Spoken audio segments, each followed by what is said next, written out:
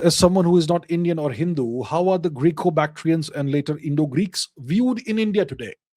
Are they viewed neutrally as a distant culture that no longer exists? Are they viewed positively as people who brought positive things to India? Or are they viewed more negatively as conquerors or colonizers who tried to replace India's culture? Well, the truth is that most Indians are today not even aware of them. The most that an Indian person will know about the Indo-Greeks is maybe a paragraph somewhere in a history textbook, and maybe in high school or something. Unless you actually study history at a higher level, maybe as part of a bachelor's degree or master's degree or a PhD level, in that case you may perhaps study this in more detail. So most Indians do not even know about the Indo-Greeks. Most Indians, I would assume, don't even know about them. And obviously, there is this, in popular culture, everyone kind of knows about Alexander. Most Indians believe that Alexander invaded India and successfully defeated King Porus, who was a great king of the time, and then decided to go back or whatever. That's what most Indians believe. The truth is that something entirely different happened. It was a catastrophe, a disaster for Alexander, and his attempt to invade India killed him. Ended up killing him, and then uh, the governors he left behind, they then established um, these city states, kind of small kingdoms in the northwest of India, present day Gandhar, Afghanistan, etc., present day parts of Pakistan and parts of Punjab as well, right? And those eventually became the Indo-Greek kingdoms. You could also call them Greco-Bactrian or whatever. And that's what happened. Now, most Indians don't know about this. Most Indians have no awareness of this. Most Indians know about Alexander. Most Indians think of Alexander as this great heroic figure. And there have been movies made about Alexander in India that typically depict him in a very positive light. So most Indians kind of think of Alexander as a great conquering hero and not a bad person overall. Someone who potentially brought something good to India. Most Indians would probably think of it that way. Um are the Indo-Greeks viewed negatively as conquerors or colonizers? No.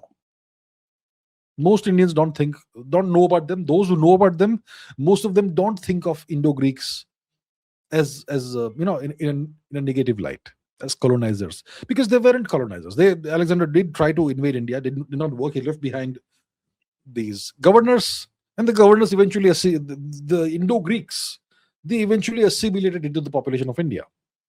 Today, lots of people in northern Western India will have a fractional amount of maybe 1%, 2% Greek ancestry.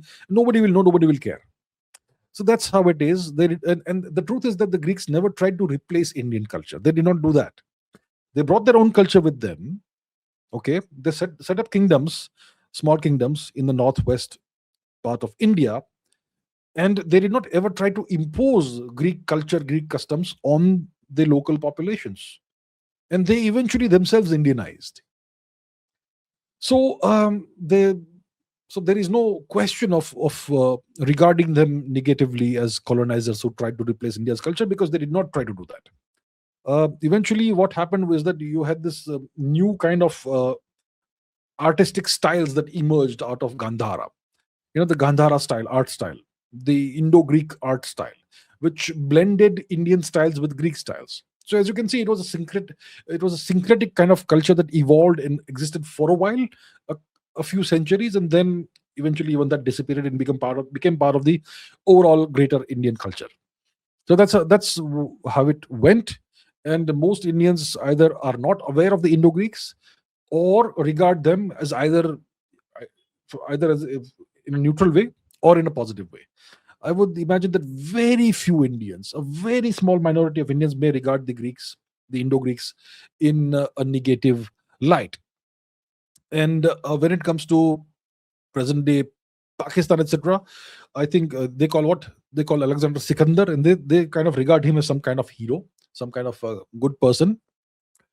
And there are some small ethnic groups up in the Himalayas who are regarded as being descendants of Alexander's soldiers. For example, the Kalash people, the people who are part of what is now called Nuristan, which was originally called Kafiristan because they held on to Hinduism until the 19th century. Even the Kalash people, would you like to see what the Kalash people look like? Okay, let's, not this, not the map. We'll ask our friend Google. Okay, so here we have it. Kalash people.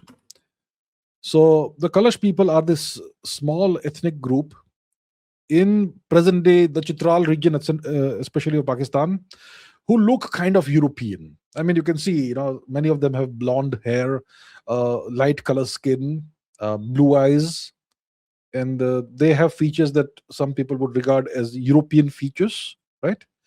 Um, and these people are erroneously considered to be descendants of the soldiers of Alexander. They actually aren't.